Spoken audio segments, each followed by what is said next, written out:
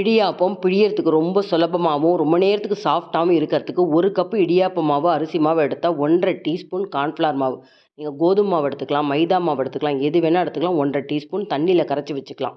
இப்போ எடுத்து வச்சிருக்கிற அந்த இடியாப்ப மாவு அரிசி மாவுக்கு 1 கப்புக்கு 1½ கப்பு தண்ணி ஒரு வாணலியில் சேர்த்துண்டு தேவையான அளவுக்கு உப்பு சேர்த்துக்கலாம். தண்ணி கொதிச்சதுக்கப்புறம் முதல்ல நம்ம கரைச்சி வச்சிருக்கிற கார்ன்ஃப்ளவர் மாவை சேர்த்து 1 நிமிஷம் கழித்து நல்லா அது வெந்து கலர் கொடுத்ததுக்கப்புறம் இந்த இடியாப்ப மாவையும் சேர்த்து நல்லா கிளறி வெந்ததுக்கப்புறம் மூடி வச்சு கட்டி இல்லாமல் பிசைஞ்சுக்கணும்.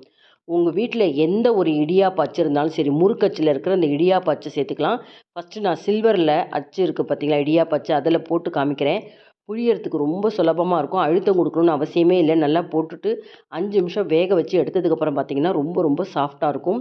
இப்போ அடுத்தது மர அச்சில் போட்டு நான் காமிக்கிறேன். அதுவும் பிழியறதுக்கு ரொம்ப சுலபமாக இருக்கும். சன்னமாக இருக்கும் அந்த நாழி. இப்போ 2மே நான் செஞ்சு காமிச்சிருக்கேன். அவசியம் இந்த மாதிரி ட்ரை பண்ணி பாருங்கள்.